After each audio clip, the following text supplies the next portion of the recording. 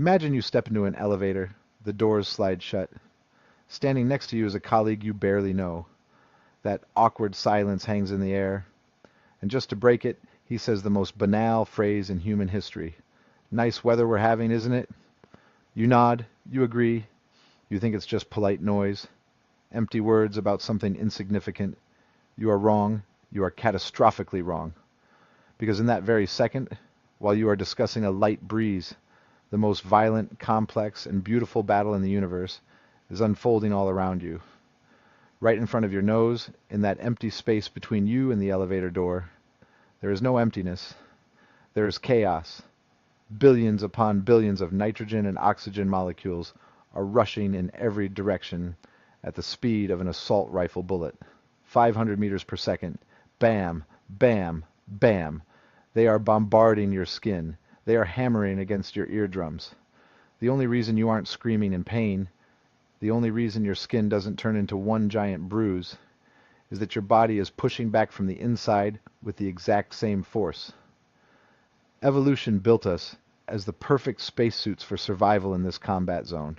But we are used to it. We call it air. We look right through it. We forget that it exists at all.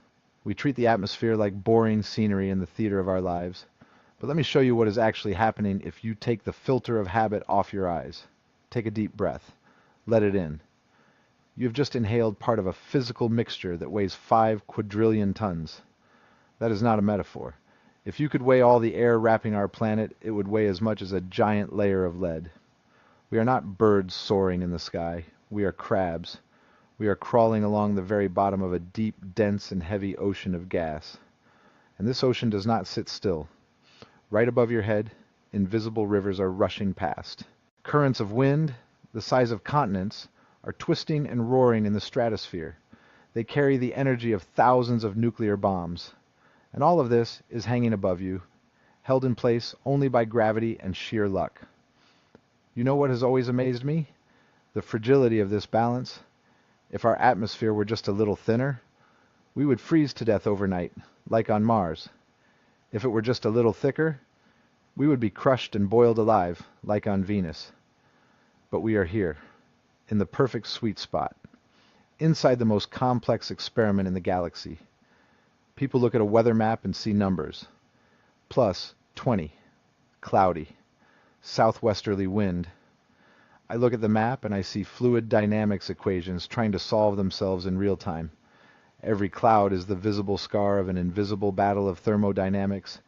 Every gust of wind is the planet attempting to correct an error in energy distribution. So the next time someone tells you in an elevator, boring weather, don't believe them. Weather is never boring. It is either deadly or merciful. There is no third option.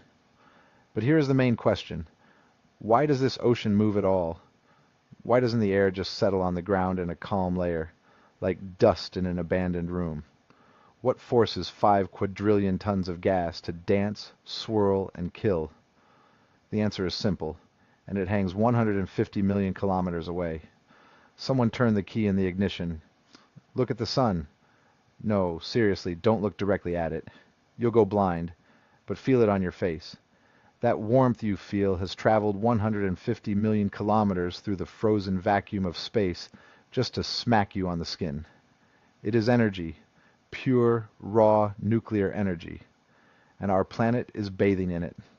Every second, Earth receives 173,000 terawatts of energy from the sun. That is 10,000 times more than all of humanity uses combined. If we could catch all the solar energy for just 1 hour, we would power the planet for a year. But here's the catch. Here's where the trouble starts. And here is where weather begins. This energy is distributed unfairly. Imagine the Earth as a giant ball. The sun's rays hit the planet right in the stomach, at the equator. The sun hangs directly overhead there. The rays fall straight down, concentrated. The equator fries. It boils. The oceans there soak up the heat like a sponge. But look up at the poles, the north and the south. There, the sun's rays glance off at an angle. They barely graze the surface, reflecting off the white ice back into space. The poles are starving. They are freezing. And so we get a situation that drives physics crazy. We have a planetary system with a massive temperature difference, a hot belt in the middle, two ice caps at the edges. In the universe, there is one iron law, the second law of thermodynamics. It hates order, and it hates difference. Nature always, always strives for equilibrium. If you put a cup of hot coffee in a cold room, the coffee cools down and the room heats up. They meet in the middle. Earth tries to do the same thing. It tries to take the excess heat from the equator and drag it to the poles. It tries to stir this giant planetary soup so that the temperature becomes the same everywhere. But Earth is not a cup of coffee. It is enormous. It is spinning. And it has an atmosphere. The air at the equator heats up. What does hot air do? Remember a hot air balloon? It expands. It becomes lighter. It rises. Massive columns of hot air shoot up into the sky for kilometers. A vacuum forms below, an emptiness that needs to be filled. And cold air from the north and south rushes in to take that place. This is our engine, the great heat engine of Earth. Everything you see in the weather forecast, every storm, every gentle breeze, every blizzard, every devastating typhoon. All of it, absolutely all of it, is just a side effect of this engine running. It is just the atmosphere doing the job of a courier, hauling joules of energy from point A to point B. Earth is desperately trying to cool its stomach and warm its head. And this process never stops. If this engine stalled, weather would vanish. The winds would fall silent forever. The oceans would turn into a mirror. And then the equator would burn to ash, while the rest of the world froze in eternal darkness. Weather, as annoying as it can be, is the only reason our planet is habitable. We live inside a running motor. We are crawling on the pistons. But to understand exactly how this motor breaks down and creates chaos, we need to come down from the heavens to the earth. We need to look at the fuel itself. We say heat. We say hot. But what does that actually mean? Why does the air caress you one day and try to kill you the next? The answer lies not in maps. The answer lies in the dance of invisible particles. Let's run a thought experiment. Take a cup of tea. Place it on the table. Now take a microscope. Not a regular one, but an imaginary one. So powerful you can see the very fabric of reality. What will you see in that calm liquid? Peace? Silence? No. You will see a disco. You will see billions of water molecules. And they are not sitting still. They are shaking. They are shoving. They are crashing into each other. They are vibrating. I have a favorite word for this. Jiggling. They are jiggling. And here is the main secret that, for some reason, schools don't explain in a way that makes you feel it. Temperature is not some mystical substance poured into an object. Temperature is simply the speed of that jiggling. When you say the tea is hot, you are actually saying the molecules in this cup are moving like lunatics. That when you burn your tongue, it's not heat biting you. It is water molecules slamming into the cells of your tongue with such speed and fury that they literally tear them apart. A burn is a microscopic car crash. Now imagine a summer day. It's 40 degrees Celsius outside. The asphalt is melting. The air is shimmering above the road. What is happening? Solar photons slam into the ground and start rocking the asphalt atoms. The asphalt starts vibrating faster.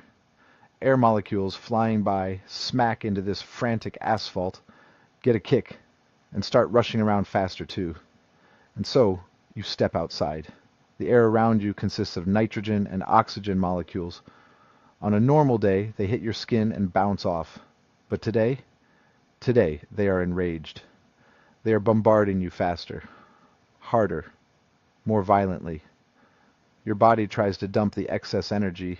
You sweat, but the air keeps beating you up. The thermometer outside the window, it doesn't measure warmth. It measures the level of violence in the atmosphere. The mercury rises not because it is hot. It rises because the glass atoms are beating against the mercury atoms, forcing them to shove harder and take up more space. Heat is kinetic energy. It is motion.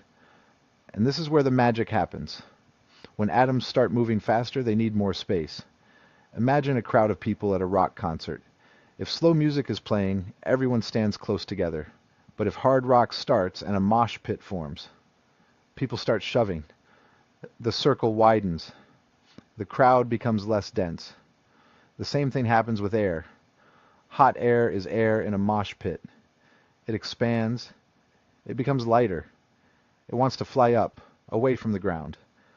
But nature abhors a vacuum. If millions of tons of air decide to throw a party and fly up into the sky, someone has to take their place. Someone has to step in, and that someone isn't going to ask for permission.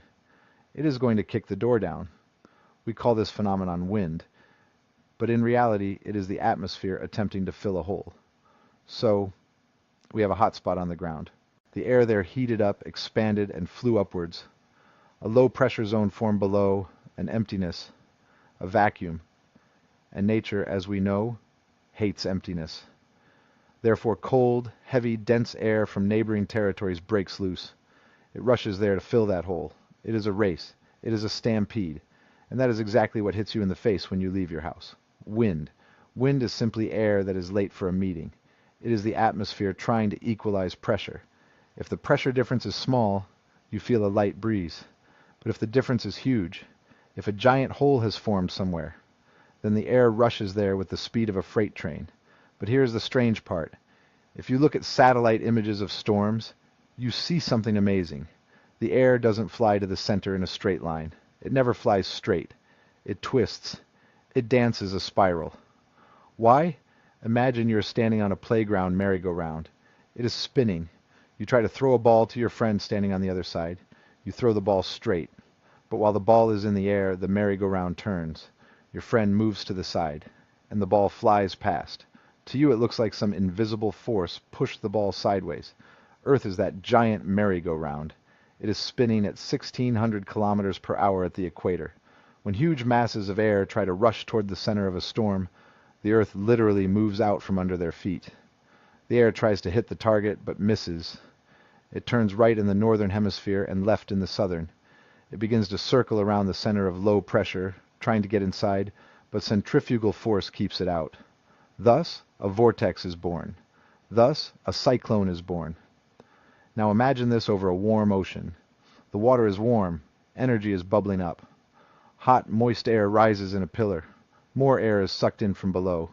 The Earth twists this into a spiral, and this machine starts to accelerate itself. This is a hurricane. We are used to fearing them. We give them names: Katrina, Sandy, Irma. We look at destroyed houses. But from the standpoint of physics, a hurricane is not a monster.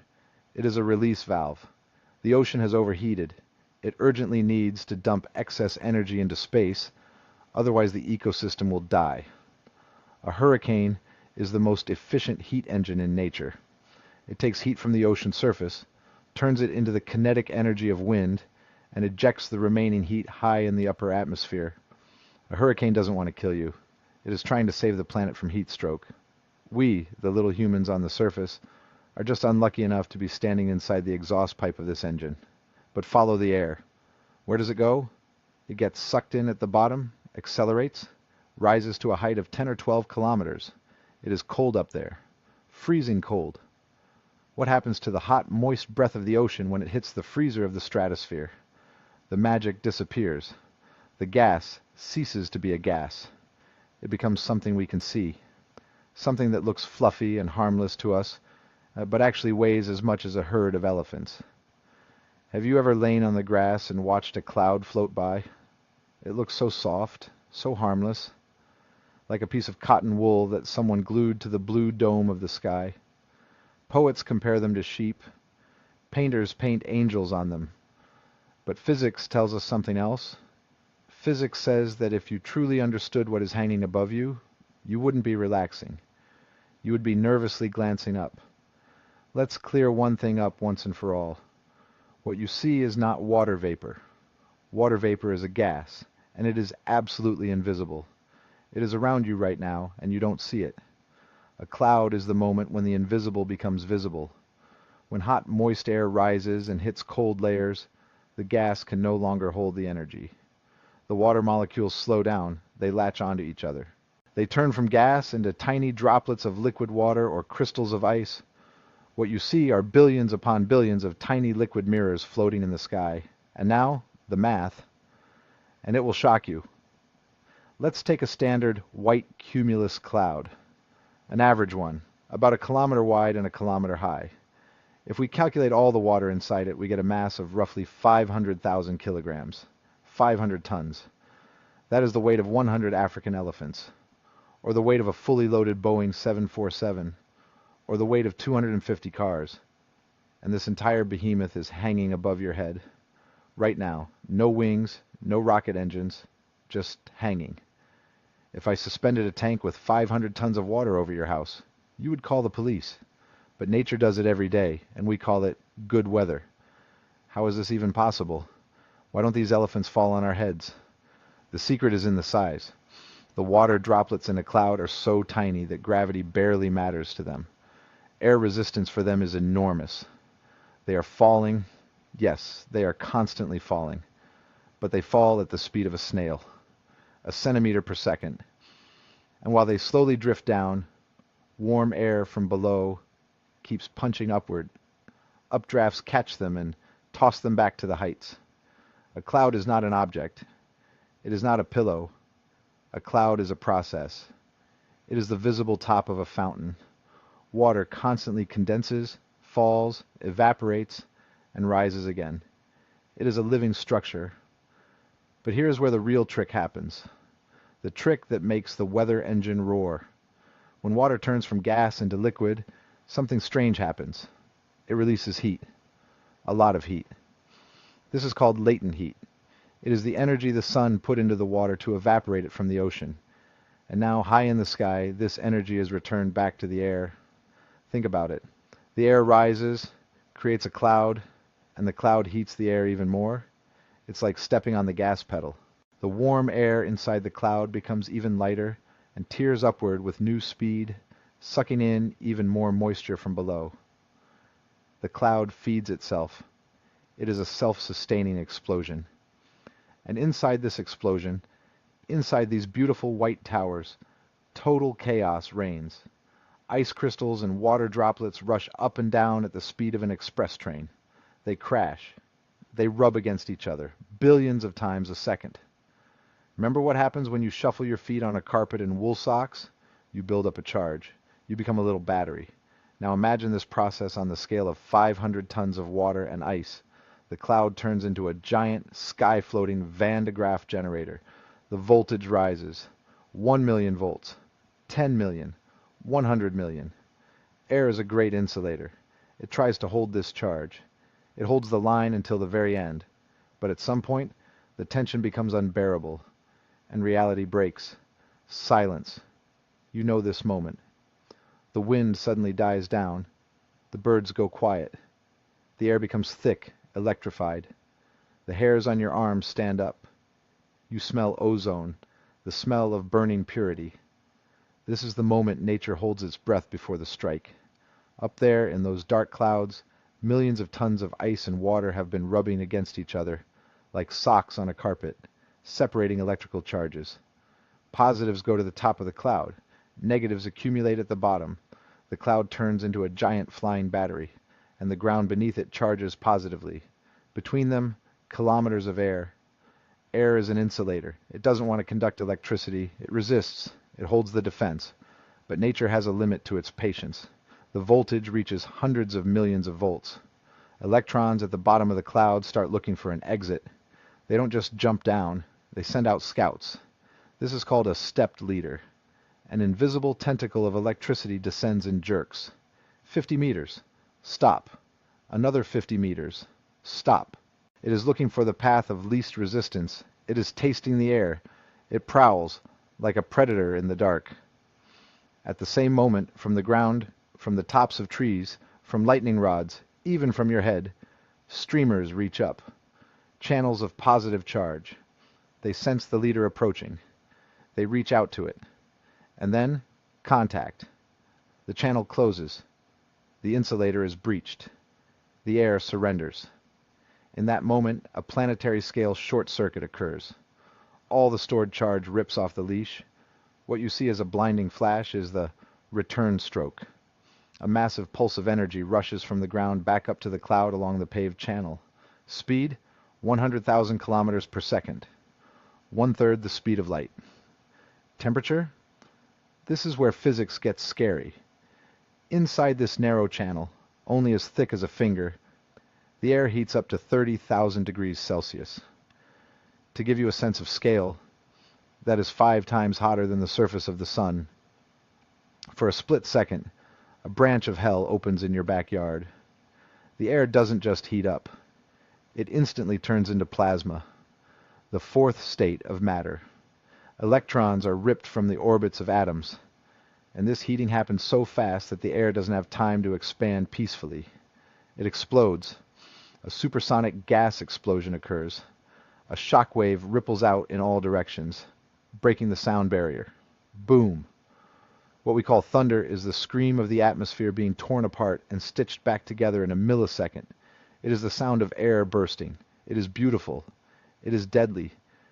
And it is pure physics. Ohm's law in action. Voltage equals current times resistance. If resistance drops, current tends toward infinity. We have taken this process apart bone by bone. We know the temperature, we know the speed, we know the ionization mechanism. It would seem we have conquered the riddle. But ask me one simple question. Richard, here is a tree, and here is a pole. Where will the next lightning bolt strike in 10 seconds? And I cannot answer you. No supercomputer in the world can answer you.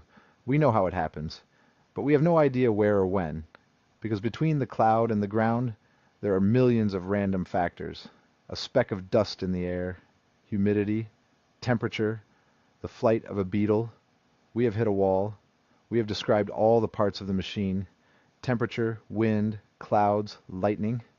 We know the laws for every gear. But when we try to put them together and predict the future, something terrible happens. Our equations stop working.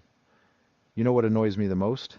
That we know the rules, we know physics, we know that force equals mass times acceleration.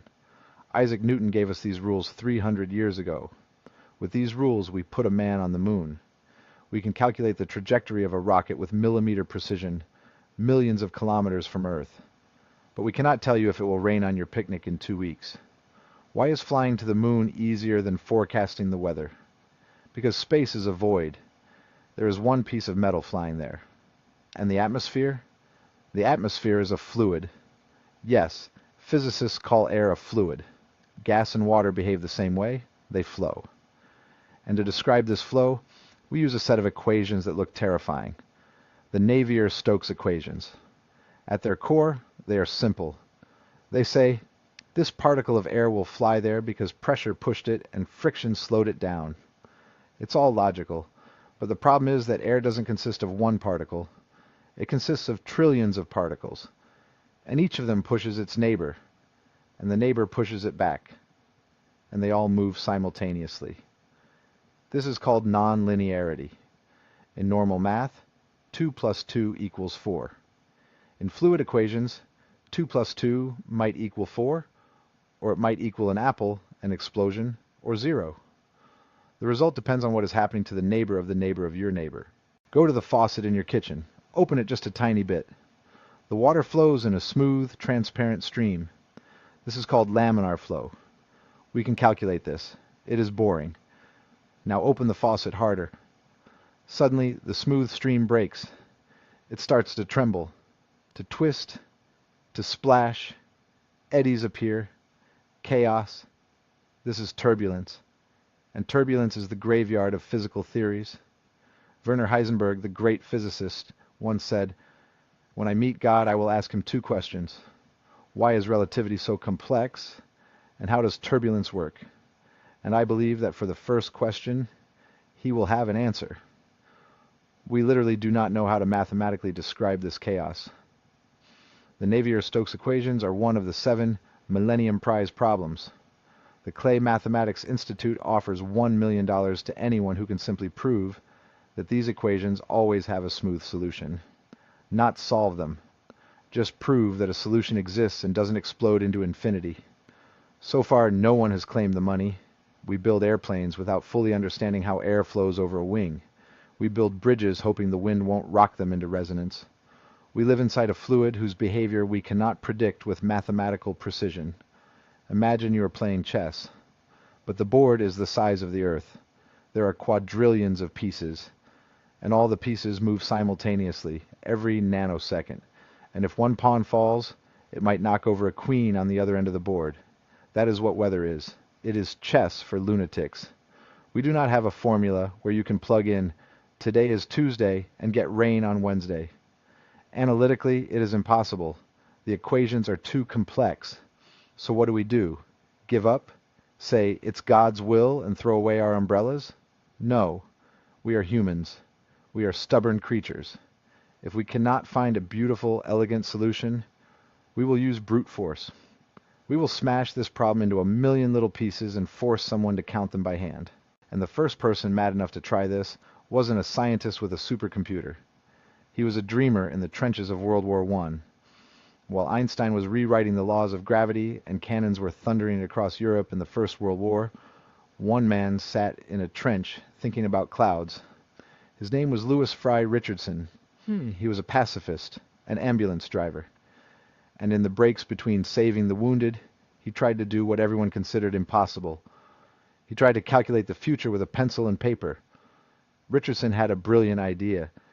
If we can't solve the equations for the entire atmosphere at once, it's too complex. Let's cut it into pieces. Imagine overlaying a giant grid on a map of the world, like a chessboard, or like the pixels on your phone screen. We won't try to understand the weather everywhere. We will simply measure pressure, temperature, and wind in the center of each square. If we know the weather in square A, and we know the laws of physics, we can calculate how the air will flow into the neighboring square B in 5 minutes. Then another 5 minutes, and another, step by step. This is called the numerical method. It is brute force. It is a mathematical rock crusher. Richardson dreamed of a factory of forecasts. It is one of the most stunning, unrealized ideas in the history of science. Imagine a huge stadium, a theater in the shape of a globe. The walls of this stadium are painted like a map of the world, and in each box, in each cell of this map, sits a human. At that time, the word computer didn't mean a machine. It meant a profession, a human calculator. 64,000 human computers sit in this hall. Each is responsible for their own little piece of the planet. In the center of the hall, on a tall tower, stands a conductor with a flashlight.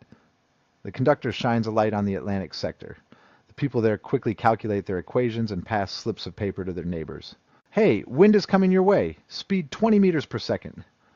The neighbors grab the data, recalculate their numbers, and pass them on. It would be a giant, living, breathing brain of flesh and blood, simulating Earth's atmosphere in real time. Richardson tried to do this himself, without the stadium, alone. He took weather data for one specific day and tried to predict the weather 6 hours into the future. He calculated for 6 weeks. 6 weeks of hellish labor, filled notebooks, and slide rules. The result? Total failure. His forecast predicted a monstrous pressure spike that never actually happened. And most importantly, he was late. The weather changed faster than he could move his pencil. Richardson was mocked, his book was forgotten, he died without ever seeing his dream come true. But today, if you walk into the basement of the Met Office in Britain or the NOAA centers in the US, you will see that Richardson was right about everything. There are no people with pencils there. There are black cabinets humming with voltage, supercomputers, monsters capable of performing quadrillions of operations per second. They do exactly what the guy in the trench invented. They slice the sky into cubes. Now those cubes are only a couple of kilometers wide. The computer takes data from satellites, radars, airplanes, ocean buoys. It forces them into the Navier-Stokes equations, and it solves them with brute force. We built the forecast factory. We gave it silicon brains. We gave it the speed of light. Today we can predict a hurricane 5 days before it forms. We save thousands of lives. Your phone knows when the rain will start, down to the minute. It would seem we won. We grabbed chaos by the throat and subdued it with numbers. If we build a computer even more powerful, can we predict the weather for a month, a year, a century? In the 1960s, we thought the answer was yes. We thought it was just a question of processor power. But we didn't know that inside the very fabric of mathematics, a monster was hiding. A small, unnoticeable detail that laughs at our supercomputers. Richardson didn't lose because he was slow. He would have lost even if he had the most powerful computer in the universe. Because the butterfly entered the game. It happened by accident. Great discoveries often happen, not when someone shouts, "Eureka!" but when someone whispers, that's weird. The year is 1961. Edward Lorenz, a meteorologist at MIT, is running a weather model on his primitive computer. The computer hums, heats up, and spits out long strips of paper with graphs. Lorenz wants to double-check one forecast, but he is too lazy to calculate everything from the very beginning.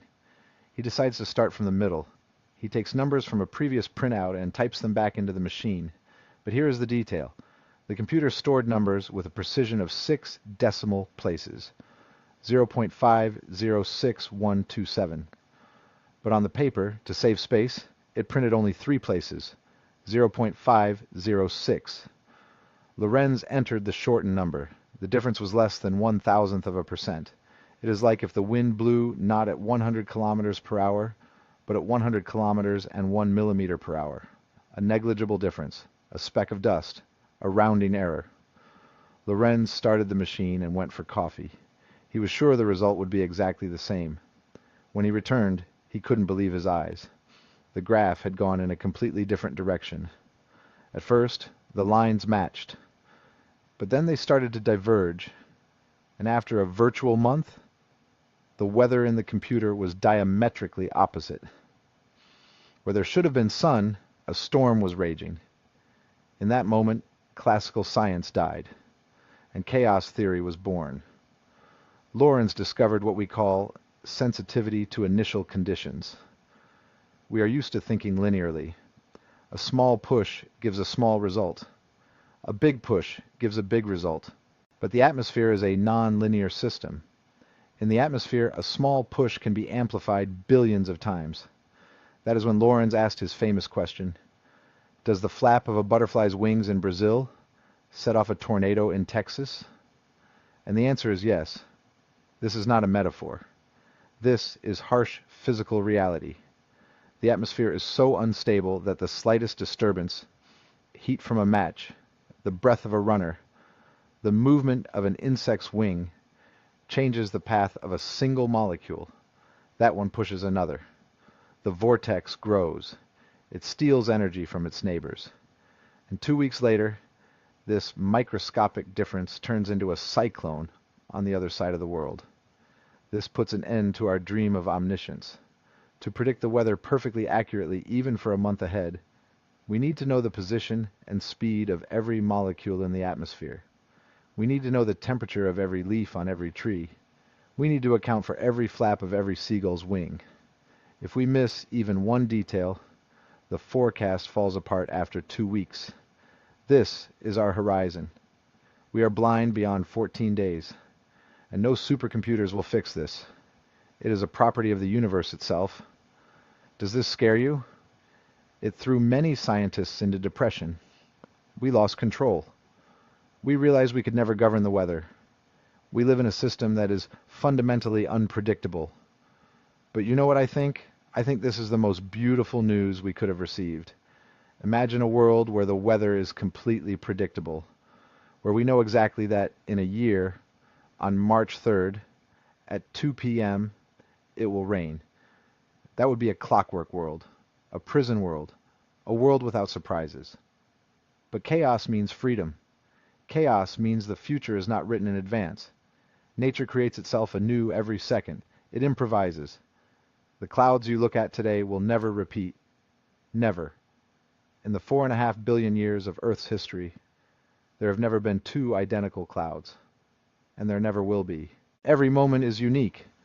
We started this conversation with the idea that weather is a boring topic for elevator talk. I hope you now see how deeply mistaken you were. You live inside a giant, roaring heat engine. Above you rush rivers weighing billions of tons. Around you, molecules dance their insane jazz. Lightning tears the fabric of reality. And all of this balances on the knife edge of chaos. The next time your phone tells you 80% chance of rain, don't believe it blindly. It is just guessing. Better yet, do what we have forgotten how to do. Put your phone in your pocket, step outside, raise your head. Look at the territory, not the map. And when the first drops of rain hit your face, don't rush to open your umbrella. Freeze for a second and feel the most complex, wildest, and most beautiful machine in the universe touching you. It's not just bad weather. It is physics, and you are part of it.